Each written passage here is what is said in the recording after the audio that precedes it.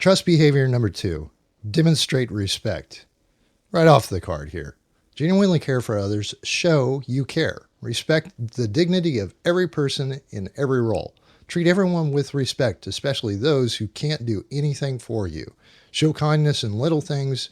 Don't fake caring, and don't attempt to be efficient with people. The opposite of that is do not respect or have concern for other people. Pretty simple and straightforward.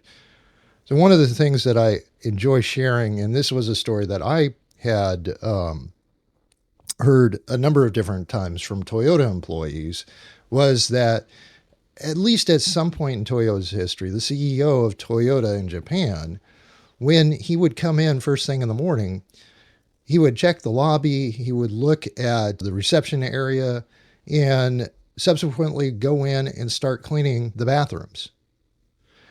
That really showed the respect, and I think even more importantly, the dignity that each and every one of us should be showing each other. So regardless of whether the janitor was there to clean the bathrooms or not, the CEO of Toyota took it upon himself to demonstrate respect and basically communicate the message that we're all in this together.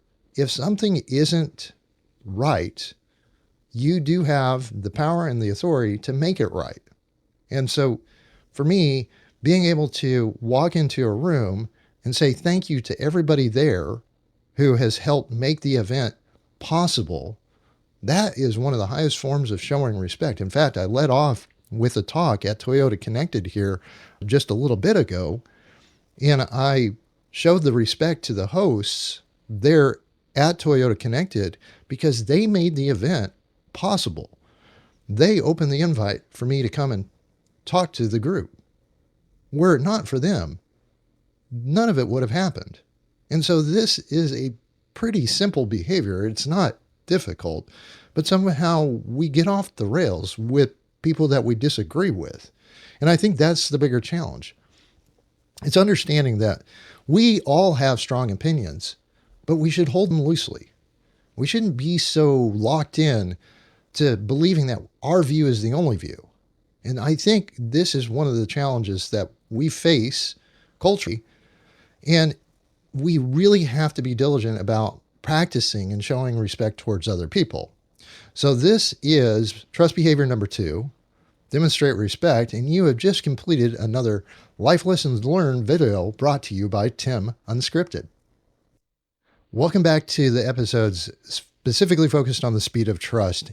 I want to talk about trust behavior number 1, which is talk straight. So I'm going to read this off the card. Be honest, tell the truth, let people know where you stand, use simple language, call things what they are, demonstrate integrity, don't manipulate people or distort the facts, don't spin the truth, don't leave false impressions, which is fairly straightforward for many of us. And the opposite is, lying or deceiving somebody. Any one of us can do this unintentionally, but doing it intentionally for personal gain, that's where things go off the rails. So one of the things that I can use as a practical example to illustrate this is status reporting. Status reporting in my profession has been one of those actions and activities that professionals like myself who are really business focused in product development, we don't like it. But the flip side is that our stakeholders deserve that type of straight talk. They deserve to know where the work stands. And the only way that we can do that, the only way that we can express that is with talking straight talk. It's painful. You don't want to cover up where things are not working, but yet at the same time, you also don't want things to be blown out of proportion. And so there is a very delicate balance between delivering a status report that accurately reflects to the best of your ability to express it, where the issues and the risks and the challenges lie, versus a status report that it's all green, it's all good, everything is moving so smoothly, and in the background, the team is struggling to get any work done because of any number of different challenges. I say that because even in my current engagement at this time, all of my status reports from the start were red. It challenged a lot of people in their thinking, but that, to me, is really an illustration of talk straight. I told people, look, this is going to be a challenge. And I explained why. And it didn't move to amber until weeks down the road. I would rather set the stage with talking straight to let people know where we're at even before we get into a thing than to sugarcoat things and to ultimately have it blow up in my face. So I hope this life lesson learned helps you. This is the first of 13 trust behaviors that I'm going to be covering over the next few episodes. Take that to the bank. Practice it and don't be malicious in the process. You've just completed another life lesson learned brought to you by Tim Unscripted. Trust behavior number 3, create transparency.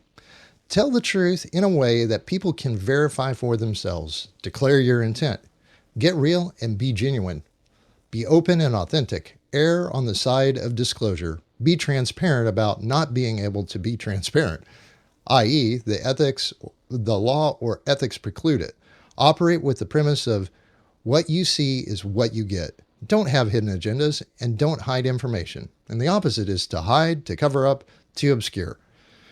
I'll tell you, I struggle with this, and it's due in no small part to the fact that I have NDAs in place for my time in uniform.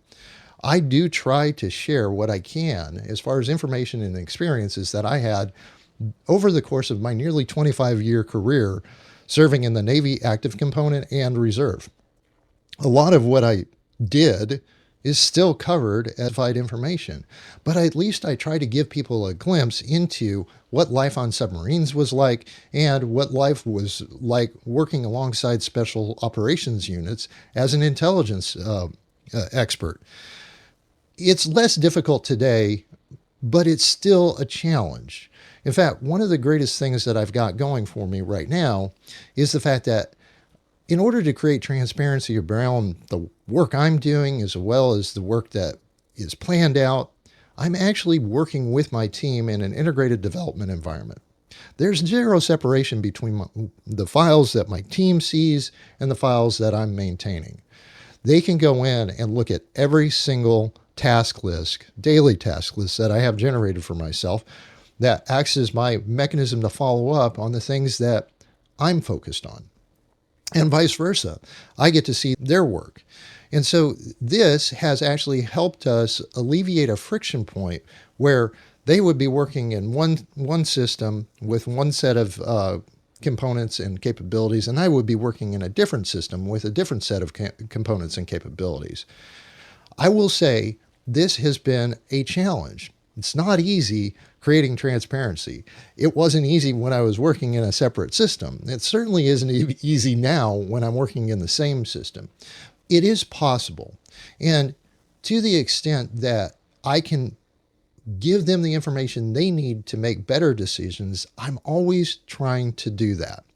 So creating transparent is a balance. I don't want you to think that there isn't some degree of close hold information that you need to maintain for yourself. I do want to encourage you that when the opportunity comes up, do create transparency around the information that you have available that you can disclose. Once again, you have just heard another trust behavior brought to you by Life Lessons Learned and Tim Unscripted. Trust behavior number 4, right wrongs. Make things right when you're wrong. Apologize quickly, make restitution where possible, practice service recoveries. Demonstrate humility, don't cover things up, and don't let pride get in the way of doing the right thing. The opposite is to deny or justify wrongs, to rationalize wrongful behavior. Let me tell you, I can hold a grudge just like anybody else, sometimes better than a lot of people. But it doesn't make it right. In fact, righting wrongs oftentimes means that you're saying you're sorry, not to the person who they offended, as much as it's for your own well-being. I know that when I am wrong, and especially when it comes to relationships with friends and family, It takes a lot for me to swallow my pride to go back to them and say, I was wrong. I am sorry. Will you accept my apology? And, you know, we can move on. To me, that is a huge step in maturity. And it is also demonstrating genuine concern for the person that was wronged. Having that level of self awareness, being able to read the room and right wrongs in the moment and not allow those things to fester really helps heal relationships a lot faster than just kind of ignoring the elephant in the room. It becomes untenable, it becomes uncomfortable. And to be honest with you, I know from personal experience, that's not the way that I prefer to live. I won't say that any of that is easy. I will say that there are ways to get around that discomfort. And a lot of it boils down to just practicing the act of righting wrongs. I've had to say I'm sorry to our daughters so many times that now it has become easy. That just the other day, our oldest pointed out a certain set of behaviors that she had seen modeled by us, and I immediately asked for forgiveness because I knew it was wrong. It set her on the wrong path. It set the wrong expectation for the way that she should behave. I just want you to really consider what that might mean for you, both in your professional relationships and your personal relationships. Consider what it could do as far as healing some of the hurt, healing some of the unintentional pain that we cause each other, oftentimes unknowingly or unwittingly or worse, in anger and frustration. This is another trust behavior brought to you by Life Lessons Learned and Tim Unscripted. Trust behavior number 5, show loyalty. Give credit to others. Speak about people as if they were present. Represent others who aren't there to speak for themselves. Don't badmouth others. Don't badmouth others behind their back. And when you must talk about others, check your intent. Don't disclose others' private information. The opposite of that is to take credit for yourself and to betray others. This is actually fairly simple behavior to execute from the standpoint of when you operate from a position of humility, showing loyalty is almost easy and natural. Now, I'm not saying that this is ingrained. This is really learned behavior. And I will use the easiest illustration I can come by, which is think about your favorite sports team. How easy is it to show loyalty when your favorite sports team is winning and winning all the time and taking the championships? Oh, say like the New England Patriots American Rules football team for almost a decade. It probably was over a decade. But then flip that over and think about when your team is losing. Do you badmouth them? Do you basically trash them when you're having conversations with other fans in the room?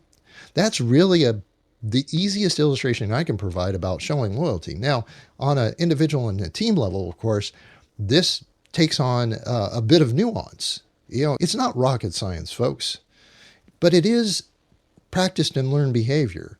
And I will say this, I try to make sure that whatever I'm doing, when I'm talking about someone else and they're not physically present in the room, I am representing them in a way, in a fashion that truly reflects who they are as a person, their contribution to the team or to the project, and most importantly, what it is that I really deeply appreciate about the work that they do. And I'm saying this in my professional life. On the other hand, with my family, it's pretty easy. My wife and I have been married for a long time, and we have 2 beautiful young adult daughters. Showing loyalty, not because everybody's perfect in our home, but because we've consistently supported and loved each other. Loyalty on display it's simply natural, and it is extends out of our natures. So this is show loyalty, another trust behavior, brought to you by Life Learned and Tim Unscripted. Trust behavior number 6, deliver results. Establish a track record of results. Get the right things done. Make things happen. Accomplish what you're hired to do. Be on time and within budget. Don't overpromise and underdeliver. Don't make excuses for not delivering. The opposite of that is to perform poorly or to fail to deliver. Pretty straightforward, in my opinion. but it is challenging. And you can't deliver results every time. And I want you to understand that the most practical way of looking at this, and I found this, is the fact that with software product development, delivering results on a routine and sustained pace can be done. But oftentimes we're working against the things that existed before we began the work that we were asked to do. For me, delivering results is just consistent behavior. It may be big results, it may be small results, or it may be results that are somewhere in between that. It's good for me to be able to say, we're committed to doing X, Y, and Z, and then completing it at the end of a defined time period. And that's part of how to deliver results. I have the role of Scrum Master, and you can look this up for yourself. I'm responsible for planning and process improvement and assisting the team to remove impediments and blockers so that they can deliver results. And so oftentimes, what I'm focused on is really what can we deliver in this very tight time box? 1 week, 2 weeks, 3 weeks, 4. When we deliver those results, we all feel better about it.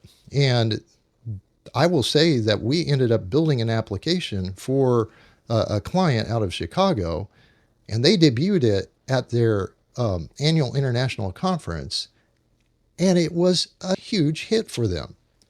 So that is a great illustration of delivering results that you can take to the bank. I'm sure there's others out there, but I wanted to keep it focused specifically on business this time and not necessarily delivering results in your personal life. It's all the same though.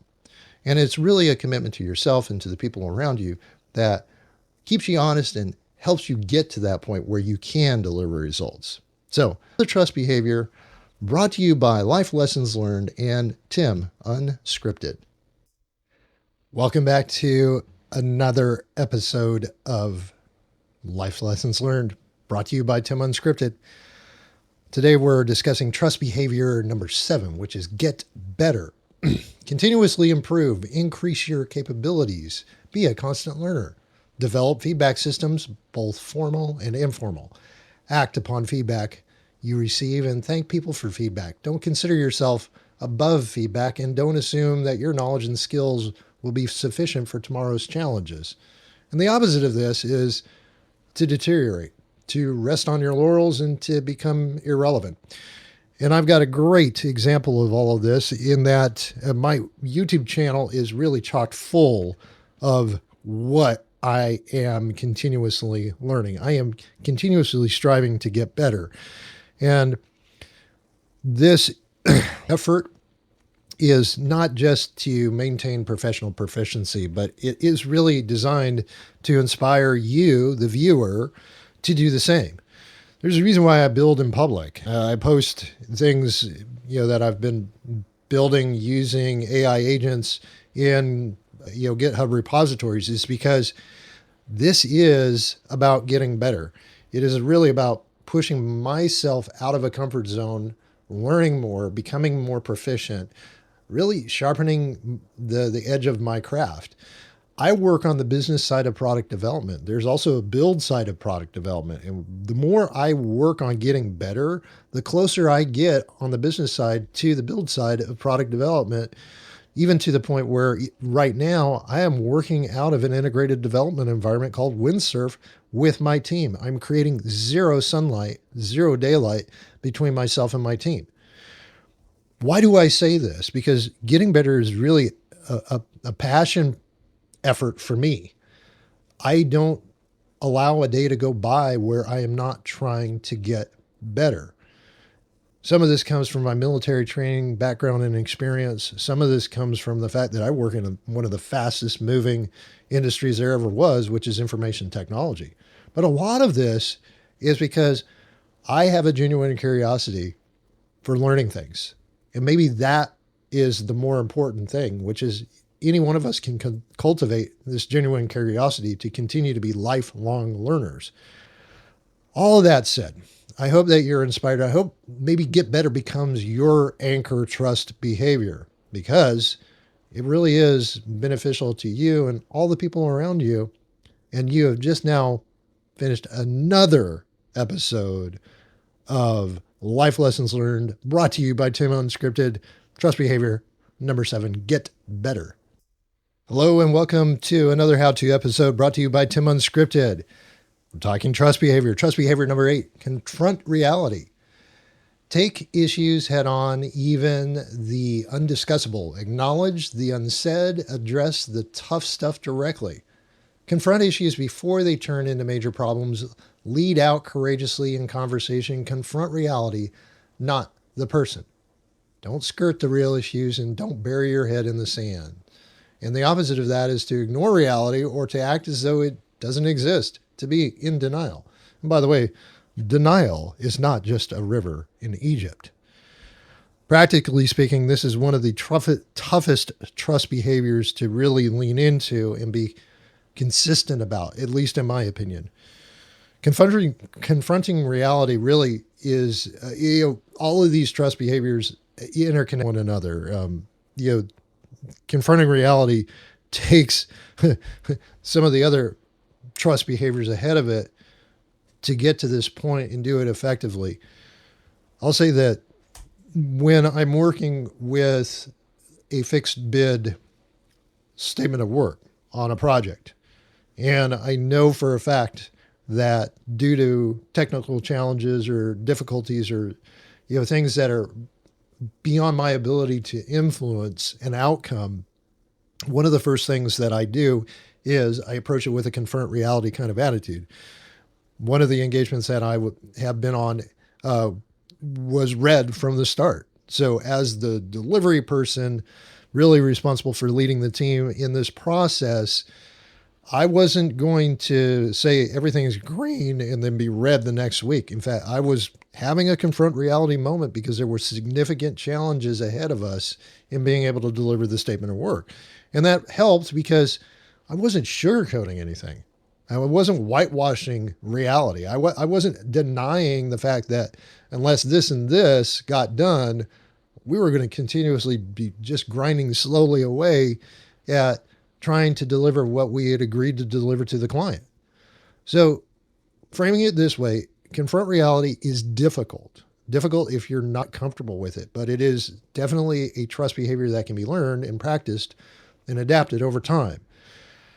I have to work at this on a daily basis. So you and I are the same boat. And I have to do it with tact, T-A-C-T, not A-tack, A-T-A-C-K. Because my military background, oftentimes I want to lunge at it head on. And that's not the right thing to do in many cases. So confront reality for me is a trust behavior that I have to do a little bit of polish and a little bit of shine in order for it to be able to come across in a way that the person or the people are going to accept it and get on board to help me. So trust behavior number 8, confront reality, brought to you by Life Lessons Learned and Tim Unscripted. Welcome to another Life Lesson Learned video brought to you by Tim Unscripted. Trust behavior number 9, clarify expectations. Disclose and reveal expectations, discuss them, validate them, renegotiate them if needed and possible. Don't violate expectations and don't assume that expectations are clear and shared. The opposite of that is to leave expectations undefined and uncleared. And this, by and large, goes back to the conversation that I'm having with myself, the story I'm telling myself in my own head. More often than not, I have to take a step back and ask myself, have I made my expectations clear? And better, why do I have expectations? This is a harder question to ask and answer in my own internal dialogue. Clarifying expectations really takes the friction out of a lot of this that are in the relationship. In product development, one of the things that I get to navigate is clarifying those expectations with the members of my team who are on the build side, as well as the business side focused people like myself and our stakeholders. And so what I'll typically do is I'll go to a stakeholder and I'll say, all right, so I understand that you're asking for this. So what has to move in order for us to do this? And is this the highest value work that we need to be focused on for the next X number of weeks? Just so that I understand what the priority is, I understand what the expectation is, and that the team then is in a better position to deliver that value at the end of that defined time period. It's really difficult. But again, as you've heard me say, this is behavior that we can all practice. Another great thing is if you're married and you have children and you're at a certain age where you're in those more difficult and challenging years, you can clarify expectations with your children. I won't get into the nuts and bolts of that, but I've often had those conversations of, okay, help me understand what it is that you're finding challenging so that I can reset the expectation of what I think you might want to consider doing, so that now, and I'll just say this straight, now that our children are young adults, this is a very different kind of conversation. Instead of, hey, you need to get good grades and here's the reason why, it is, can I make a suggestion so that you have the benefit of my experience to work from? And then that is clarifying what the expectations are. I don't expect that our daughters take action on what I share, but I would like to be able to equip them to make better choices. And so if I express that, my expectation, hey, allow me this opportunity to give you the information that I have experienced so that you might make better and different choices, that alleviates any questions or concerns in my mind about whether or not they're in a great position to be able to move forward and be effective. So, trust behavior number 9, clarify expectations. Another life lesson learned, brought to you by Tim Unscripted. Welcome back to Life Lessons Learned, brought to you by Tim Unscripted. Trust behavior number 10, practice accountability. Hold yourself accountable first, hold others accountable second. Take responsibility for results, good or bad. Be clear on how you'll communicate, how you're doing, and how others are doing. Don't avoid or shirk responsibility. Don't blame others or point fingers when things go wrong. And the opposite of this is to not take responsibility or to own up. It's not my fault. Oh, gets under my skin, folks.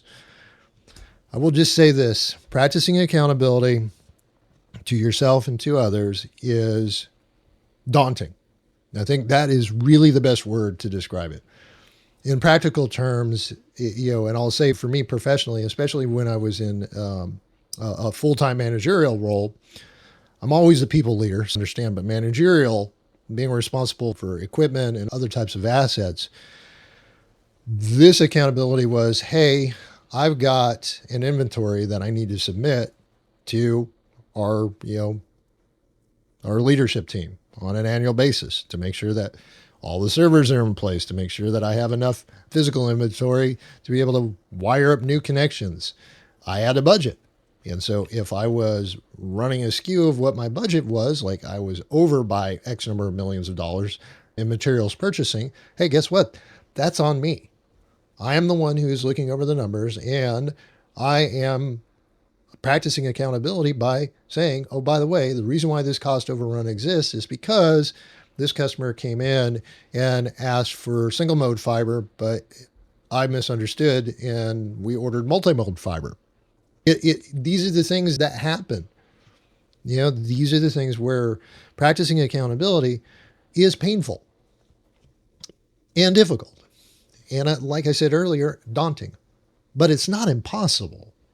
And I think this is a big point that I want to be clear on. It may hurt. It may hurt from the standpoint of a blow to the ego. But you're in a far better place when you have the natural rhythm of doing this when things go wrong. And, oh, by the way, you're the ultimate decider. You're the decision maker in the process. So while, yes, you end up being bruised metaphorically as a result, you're going to be much better off in the long run.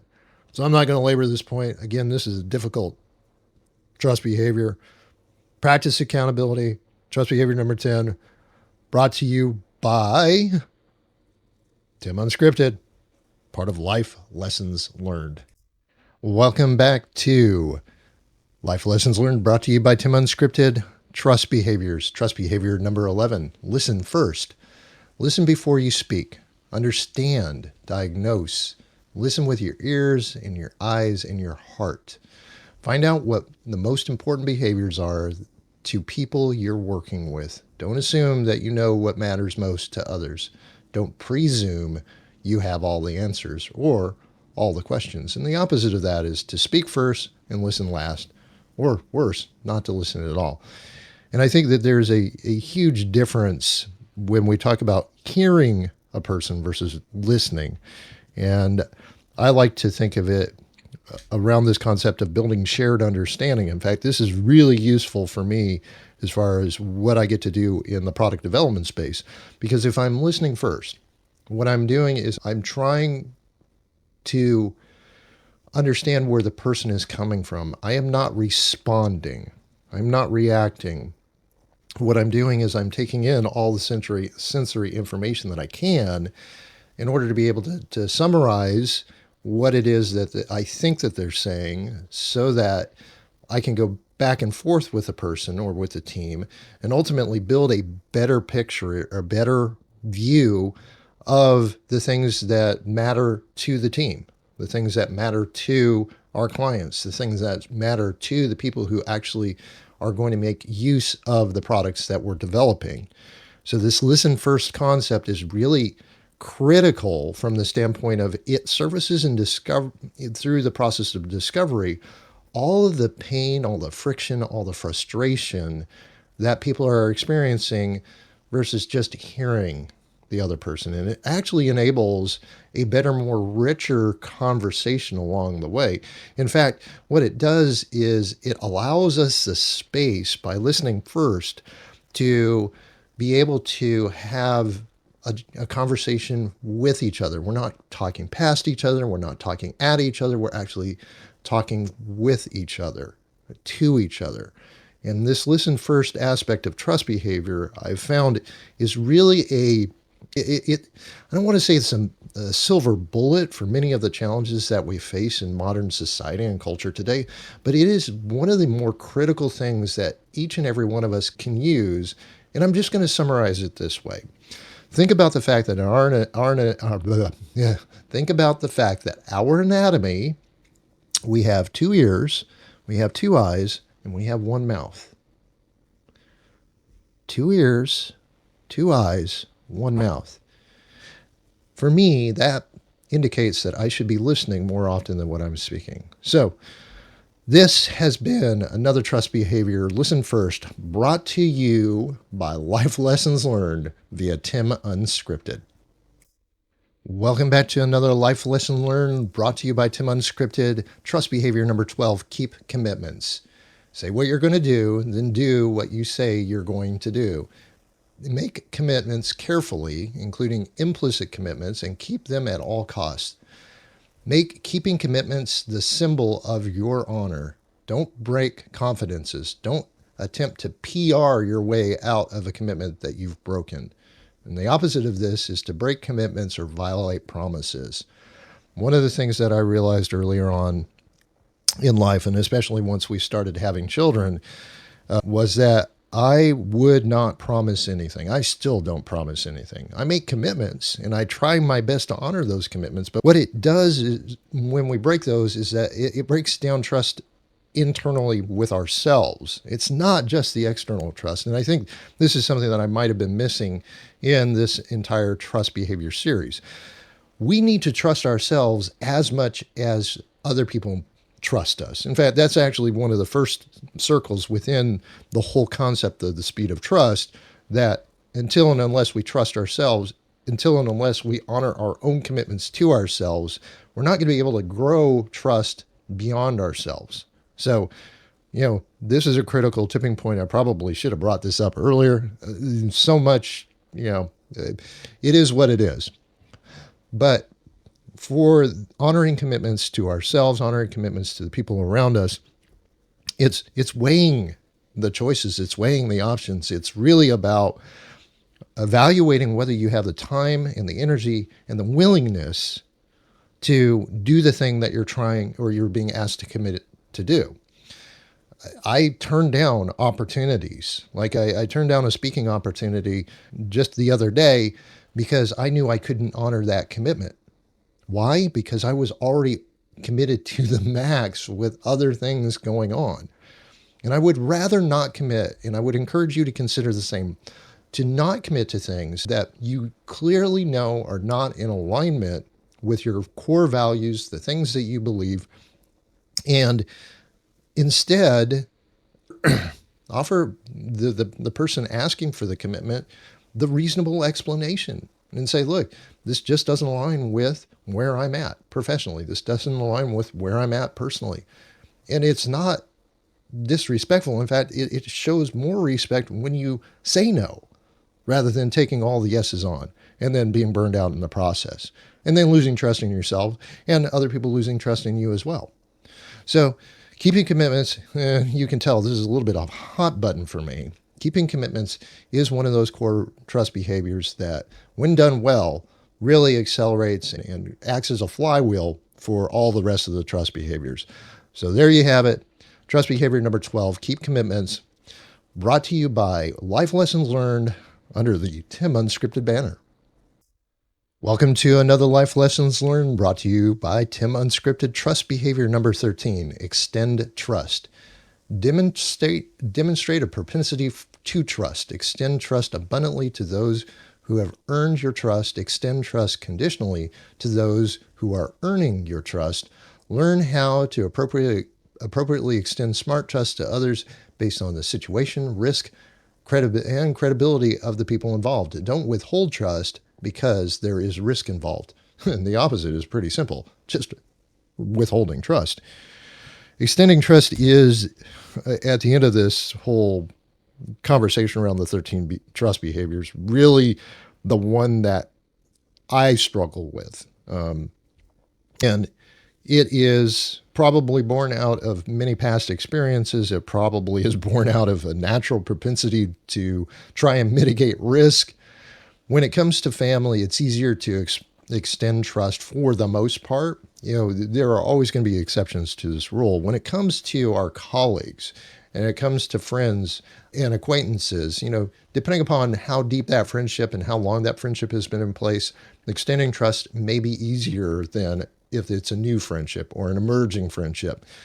With colleagues as well, you know, there's a lot of nuance that goes into this. There's no one size fits all model for extending trust. But what you can do is you can reflect or retrospect on all of the other 13 or the 12 prior trust behaviors in the 13 and go, does this make sense to extend conditional trust, or do I extend smart trust?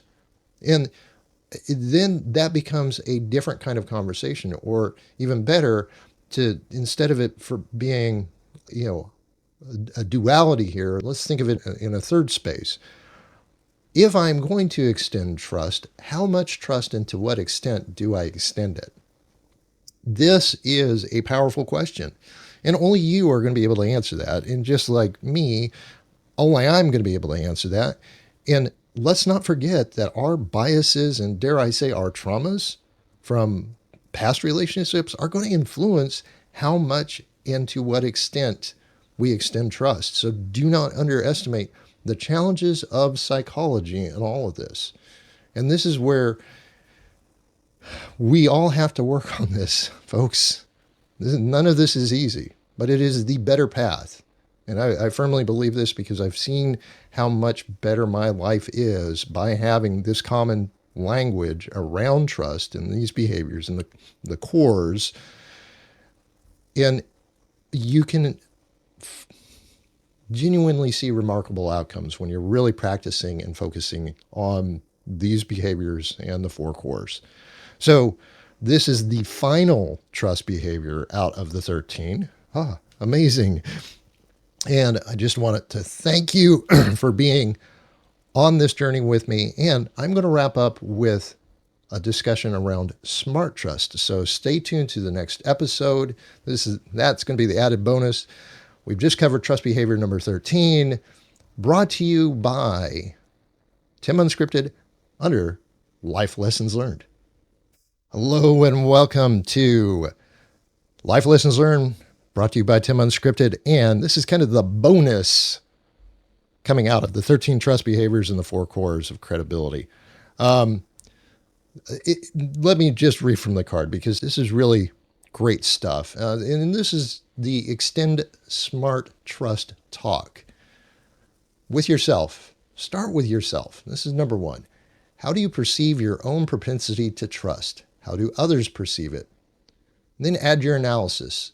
3 vital variables. Number 1, what is the opportunity or the situation? Number 2, what are the risks, possible outcomes, likelihood of those outcomes, importance, and visibility of those outcomes? Number 3, what is the credibility of the person or persons involved? Stepping into step number 3 here, use your judgment. Determine when and how to extend smart trust. And then with the other person, and this is point number 4, declare your intent, clarify expectations, define the desired results and accountability with the person to whom you're extending trust. Typically, it's a 2-way process. And then finally, the 5th point, practice accountability. Invite those involved to report how they've been doing with the exceptions with the expectations that you've created. And, this is the easy stuff when you have kind of a quick reference process to work with. I won't get into the details of people that you don't trust because I think it's more important to actually think through people that we do trust, especially in this day and age. Extending smart trust is not blind trust. Extending smart trust is really the process of balancing the trust behaviors, and especially when you know somebody who understands the language and the behaviors that make trust work. Now, it's not going to work flawlessly every time, but one of the things that I like to highlight in this process of extending smart trust is the fact that we've got this natural balance sheet, whether we like it or not, that's running in our mind, where you think about trust and it's like deposits in a bank.